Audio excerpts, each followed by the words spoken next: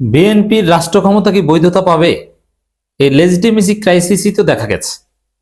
দর্শক, নাসিরউদ্দিন পাটোয়ারি একটা অবাক করা তথ্য ফাঁস করেছেন। তিনি বলছেন, নির্বাচনে কারা কত আসন পাবে আগেই ঠিক করা ছিল। যদি এটা হয়ে থাকে এবং একজন প্রতিদ্বন্দ্বী প্রার্থী এবং অল্প ব্যবধানে হেরে গিয়েছেন, এই মুহূর্তে রাজপথের যে আন্দোলন সংগ্রাম তার নেতৃত্ব দানকারী, দেখেন রাজপথের আন্দোলন কিন্তু এখনো চলছে। যেমন জামাত ইসলামী একদিন আগে বিএনপি সন্ত্রাসের বিরুদ্ধে বিক্ষোভ করেছে এবং আবার বিক্ষোভ করছে, এবং সংবিধান সংস্কার পরিষদ নিয়ে জটিলতা দেখা গিয়েছে। এই রাজপথে অন্যতম সক্রিয় নেতা নাসিরউদ্দিন পাটোয়ারি। এই নাসিরউদ্দিন পাটোয়ারিরা অনেক কিছু জানেন, ইউনূসের ঘনিষ্ঠ ছিলেন, এবং মেটিকুলাস ডিজাইন এই শব্দটা তো বাংলাদেশের রাজনীতি এস্টাবলিশড। দেখেন, পর্দার অন্তরালে অনেক কিছু ঘটে যেটা খালি চোখে আমরা দেখি না, বা দেখতে পারি না, বা বুঝি না, বা বুঝতে পারি না।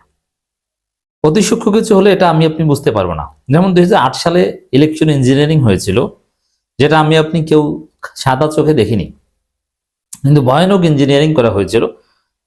জামাতকে 2টা সিট দেওয়া হবে, এটা নির্বাচনের মাঝপথেই, মানে নির্বাচন তফসিল ঘোষণার কিছুদিন পরেই অনেকে টের পেয়েছিল। মানে এটা কমপ্লিটলি ডিজাইন ছিল, এটা কোনো স্বাভাবিক ভোটের ফলাফলের রেজাল্ট নয়। তো এবারও কি সেম হয়েছে? অ্যাটলিস্ট নাসিরউদ্দিন পাটোয়ারির বক্তব্য শুনলে তো এটাই মনে হয়। তিনি বলছেন নির্বাচনে কারা কত আসন পাবে আগেই ঠিক করা ছিল। তাহলে এনসিপি 6টা এবং জামাত এই কয়টা, বিএনপি এই কয়টা, এটা আগে ঠিক করা ছিল? হ্যাঁ, এটা একদম অমূলক ধারণা, সেটা বলবো না। অ্যাটলিস্ট পিপলস পারসেপশন আছে।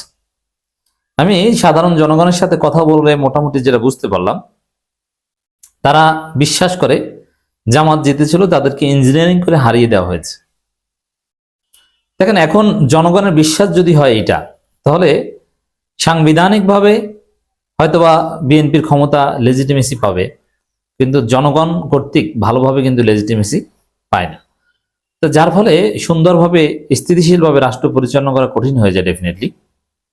কারণ যদি জনগণ বিশ্বাস করে যে এটা সুষ্ঠু ভোটের মাধ্যমে তিনি ক্ষমতা আসেননি, এখানে ইঞ্জিনিয়ারিং করা হয়েছে এবং কারা কতটা আসন পাবে সব ঠিক করা ছিল, তাহলে জনগণের কনসেন্ট বা জনগণের লেজিটিমেসি ওটা কিন্তু থাকে না। এখন হাসিনার জনগণের লেজিটিমেসি দরকার হয়নি, তিনি এমনিতেই দেশ চালাতে পেরেছেন। কিসের ভোট, কিসের রাতের ভোট আর দিনের ভোট, আর ইন্ডিয়ার ভোট আর বাংলাদেশের ভোট, যা মন চায় সেটা করেছেন, কেউ কিছু করতে পারেনি। তো এখন এটা সম্ভব হবে না। অতএব নাসিরউদ্দিন পাটোয়ারিদের যে অভিযোগ, এটা সুরাহা না করলে দেশ চালানো কঠিন হয়ে যাবে। এটা সুরাহা কি? দেখেন, এখানে বিএনপিকে আমরা ওইভাবে দায়ী করতে পারি না, কারণ নির্বাচনটা তো আর বিএনপি সরকার অধীনে হয়নি। বিএনপি চেয়েছে, অথবা তারা ডিপ স্টেটকে ম্যানেজ করে তারা ইঞ্জিনিয়ারিং করে ক্ষমতা এসেছে, ইটস ট্রু। এরকম অনেকেই চায়, জামাতও চায় যদি ফাঁকে ফোকরে ক্ষমতা আসতে পারে। আমি জামাত কত ফেরেস্তা মনে করি না, তারাও এটা সুযোগ গ্রহণ করবে। যেমন দলিল হচ্ছে 2006 সালে বিএনপি যে মহা কারচুপি নির্বাচনের আয়োজন করেছিল, যেটা বানচাল হয়ে 111 ঘটেছে, সেই ইয়াজউদ্দিন আহমেদ প্রধান উপদেষ্টা প্লাস রাষ্ট্রপতি কে এম হাসান, মনে আছে না? সম্ভবত 22 জানুয়ারি নির্বাচন। সেই 22 জানুয়ারি নির্বাচনে ভুয়া ভোটার তালিকা তৈরি থেকে শুরু করে নিজেদের মাধ্যমে একটা পাতানো নির্বাচন করে ক্ষমতা আসার যে চেষ্টা বিএনপি জামাত করেছিল, সেটা কি জামাত জানতো না? জামাত জানতো, এবং জামাত ওয়াজ পার্ট অফ দ্যাট। এর মানে সুযোগ পেলে ইলেকশন ইঞ্জিনিয়ারিং বা এগুলো অ্যাটলিস্ট ওরা করে, আর জামাত অ্যাটলিস্ট দেখে মেনে নেয়। কমপক্ষে এতটুকু তো আপনাকে স্বীকার করতে হবে। তো এই জন্যে বিএনপি চেয়েছে, করেছে, পেরেছে। আওয়ামী লীগ অতীতে চেয়েছে, পেরেছে, করেছে, থেকেছে। কিন্তু দায়টা এখন দিতে হবে ইউনূস সরকারকে। কারণ তারা কেন করতে দিয়েছে, তারা কেন এটা চেক দেয়নি, এবং জনগণের ভোটাধিকার কোথায়? তো এইটা একটা গ্রেট লেজিটিমেসি কোশ্চেন, যার ফলে এটা একটা সুরাহা করতে হবে। কতটুকু কারচুপি হয়েছে, কতটুকু ইঞ্জিনিয়ারিং হয়েছে, আসলে ফলাফল পূর্ব নির্ধারিত কিনা, এই প্রশ্নগুলো একটা কমিশন গঠন করা যেতে পারে। অথবা জামাত যে 32 আসনের তালিকা দিয়েছে, যে তাদেরকে ইচ্ছাকৃতভাবে হারিয়ে দেওয়া হয়েছে, ওই 32 আসন ওটার ভিত্তিতে মামলা হবে, রিকাউন্টিং এর নির্দেশ দিতে পারে কোর্ট, তারপরে ফলাফল পরিবর্তন হলেও হতে পারে। অ্যাটলিস্ট এটা হলো করা দরকার। নির্বাচন কমিশন তো এখানে ইঞ্জিনিয়ারিং এর পার্ট, তাদের কাছে ন্যায় বিচার চেয়ে লাভ নাই। নির্বাচন কমিশন আপনারা দেখেছেন তড়িঘড়ি করে গেজেট দিয়ে দিয়েছে। এর মানে বিভিন্ন ঢাকার অনেক দূরের যে প্রার্থী প্রত্যন্ত অঞ্চলে, তারা ঢাকায় এসে নির্বাচন কমিশনের রিকাউন্টিং এর জন্য আবেদন করবে বা অভিযোগ দাখিল করবে, তার আগে গেজেট দিয়ে দিয়েছে।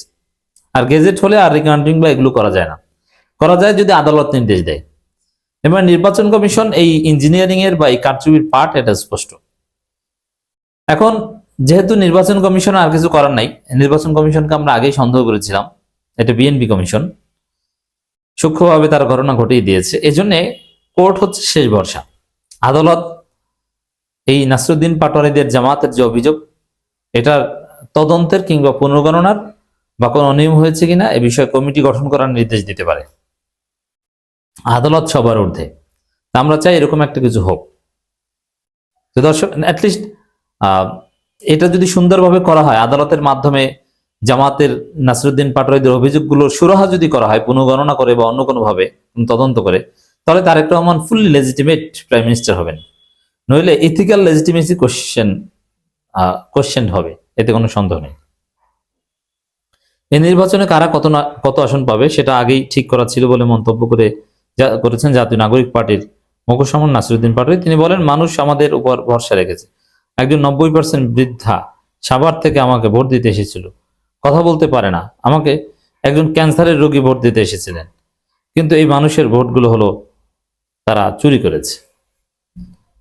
মির্জা আব্বাস ভেরি সিরিয়াস ছিল, যে কোনো ভাবে হোক, যেমন মির্জা আব্বাস এবং সেই ববি হাজাজ নাকি একটা আছে এমপি, মামুনুল হকের আসনে হয়েছে, এরা ভোট কারচুপি করে এমপি হয়েছে।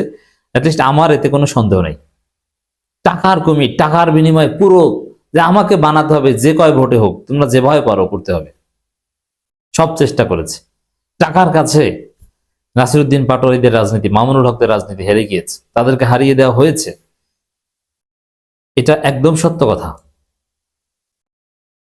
ওভারঅল হয়তো বিএনপি জিতেছে, এটা আমি বিশ্বাস করি এবং এটাই সত্য, কারণ আওয়ামী লীগের ভোট পেয়েছে বিএনপি। কিন্তু অনেক আসনে জামাত জোটের প্রার্থীদেরকে টাকার কাছে হারিয়ে দেওয়া হয়েছে।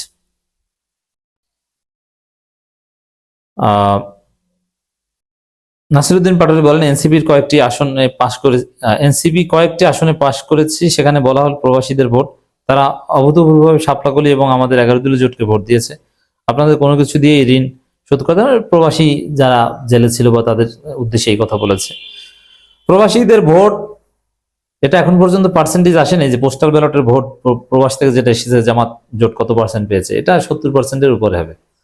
এবং শিক্ষিত সাধারণ জনগণের ভোটও জামাত 60%-এর উপরে পেয়েছে। বিএনপি জিতে গিয়েছে আওয়ামী লীগের ভোটে।